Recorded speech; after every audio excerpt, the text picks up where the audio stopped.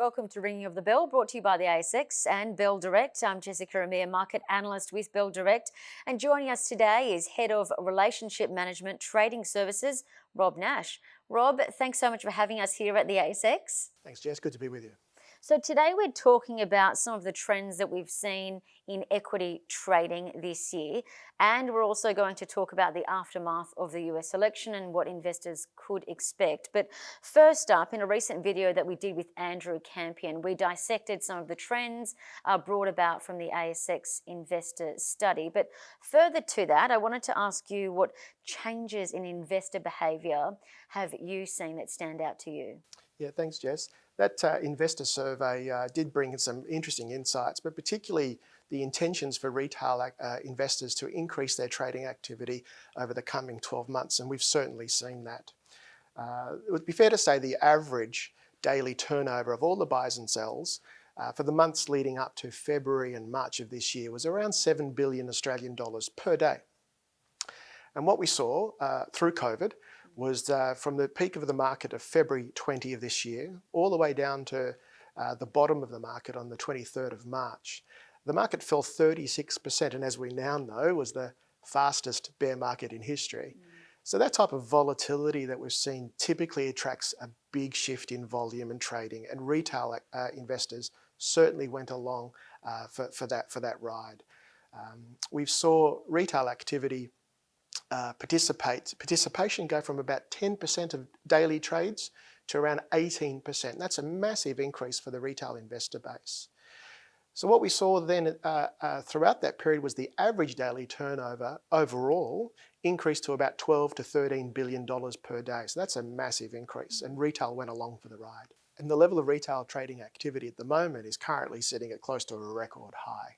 It would be fair to say, however, that in the last few months, trading levels have receded to perhaps a bit more long-term levels, but I'm pleased to let you know that the level of retail has still maintained a very high level. Indeed, it is really pleasing to see investors are taking more control of their finances and getting involved or more involved with investing. But I wanted to talk about the key themes that we've seen this year. One of those is that investors have been favouring the high growth tech sector and the stocks in that sector. But what are you seeing? Yeah, that's spot on, Jess. We've also seen the tech stocks around the buy now, pay later segment of the market seeing some significant retail activity. Quite well-known names probably from your investors. There are stocks like Afterpay, Zip, Splitit and Sezzle. Considering the global dynamics in tech, they've certainly matched that performance. If you go back to the beginning of COVID, when around that February-March period, probably two interesting trends to highlight, which I think are still significant for us today, was one of the first sectors that were impacted were some of the travel stocks, considering how quickly lockdowns were activated across the country and in fact the world.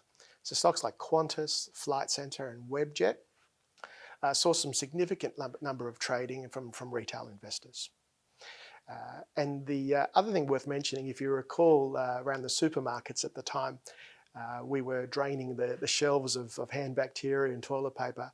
Retail activity in the stocks like Coles and Woolworths were incredibly strong, and they participated in chasing defensive names like that in a period where the market was quite volatile. Some of the other things just to mention as well throughout the course of this year in the resources space, we saw some significant price rises in iron ore and gold.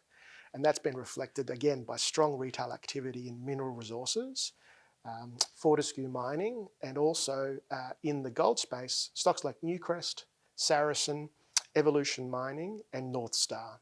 And another key theme is also the rise of ETFs, with retailers taking part in that as well.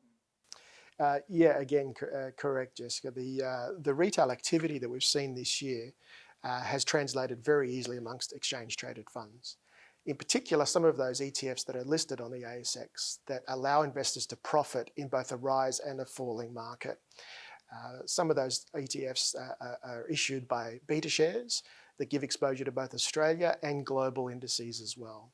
We also have seen some pretty traditional and safe haven activity in stocks, in ETFs, in VAS, IOZ and STW from the bigger traditional ETF issuers from BlackRock, State Street and Vanguard. Overall though, pleasing to say that retail activity now accounts for almost 20% of all exchange-traded fund turnover, and that's been relatively consistent throughout the years. That's really pleasing to see.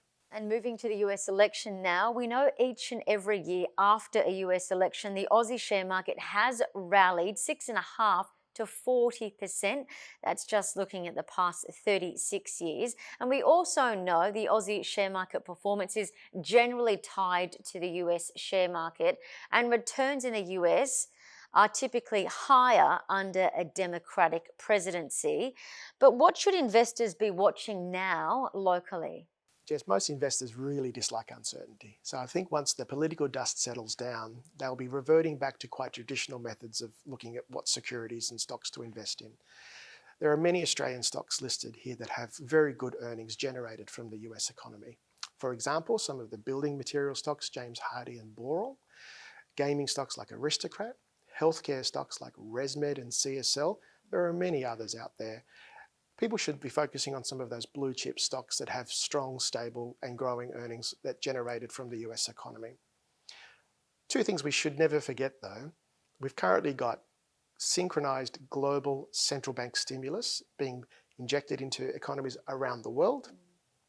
And last but not least, we have COVID still to deal with. And all of us are expecting that sometime during 2021, both the government and scientific community will be rolling out some sort of treatment for that, and that will certainly reset the investment markets. Absolutely. We're all crossing our fingers and toes for that, particularly given 6 of the large US biotechs are really ramping up mass scale production to develop a vaccine. So fingers crossed 2021, mid next year, we'll have something. Rob Nash, thank you so much for your time and for your insights. Thanks, Jess. Good to be here.